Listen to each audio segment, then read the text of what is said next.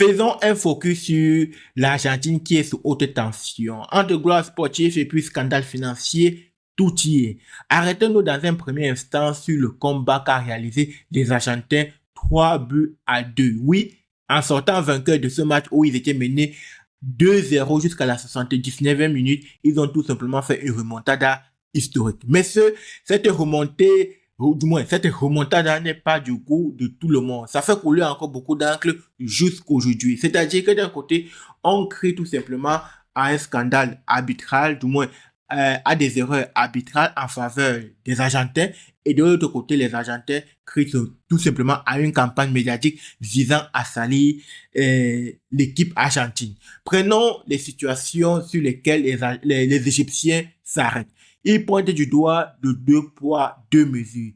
Déjà, un but refusé des Égyptiens, c'est une faute d'un Argentin au départ de l'action, alors ceci est digéré. Mais lorsqu'il s'agit du tour autour des Argentins qui marquent, alors que les Égyptiens estiment qu'il y a eu faute sur Mohamed Salah et que le but est quand même accordé, ils pointent du doigt cette incohérence arbitrale. Et pointent du doigt et estiment tout simplement que ce n'est pas normal. Et ceci a tout simplement conduit à une plainte auprès de la FIFA sur l'arbitrage. Voilà donc la situation à laquelle on fait face aujourd'hui dans cette Coupe du Monde. Et ceci n'est pas un cas isolé, ça arrive maintes fois et je dirais même de manière systématique à chaque fois que une équipe est éliminée. Et du côté des Argentins, ils crient tout simplement également à une incohérence dans l'analyse. Ils pointent du doigt ici là une campagne médiatique visant tout simplement à ternir l'image des Argentins en disant que la VAR a bien fait son travail. Voilà donc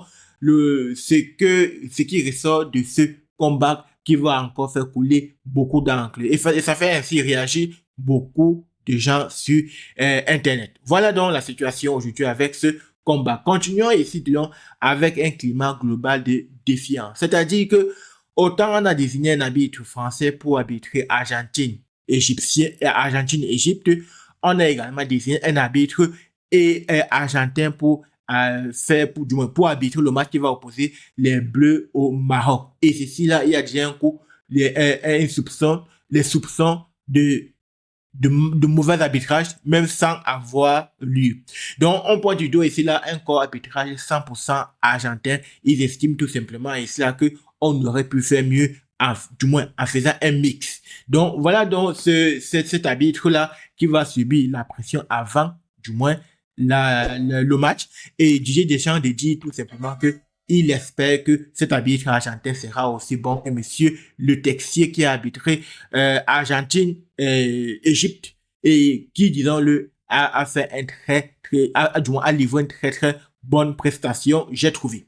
Donc voilà donc les soupçons sur l'arbitrage qui continuent encore dans cette Coupe du Monde. Et maintenant, regardons maintenant le scandale qui touche tout simplement l'Argentine aujourd'hui, et particulièrement la Fédération argentine. On pointe du doigt ici là une transaction de 260 millions d'euros qui a interpellé tout simplement le FBI qui a décidé d'ouvrir tout simplement une enquête judiciaire. C'est-à-dire que le FBI estime tout simplement que dans les 260 millions d'euros, il y a un certain nombre, du moins 260 millions de dollars, il y a quelques millions dont on ne connaît pas encore la destination nette et claire. Et de ce fait, une enquête a donc été ouverte à cette occasion pour apporter des clarifications. Et cette enquête ne vise pas forcément l'équipe de l'Argentine, non, mais ça vise particulièrement la Fédération argentine.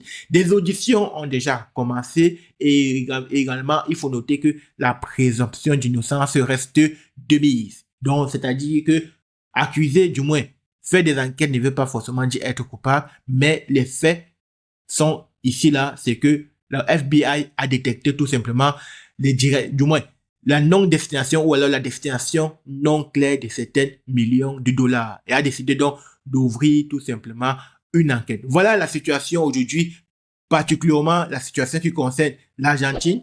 D'un côté, il y a l'exploit de ce combat où ils ont arraché les tickets pour les quarts de finale et de l'autre côté, il y a ces transactions qui ne sont pas tout à fait claires, du moins du point de vue du FBI. Voilà l'essentiel. On se donne donc rendez-vous pour très bientôt et merci et à la prochaine. C'était Jonas.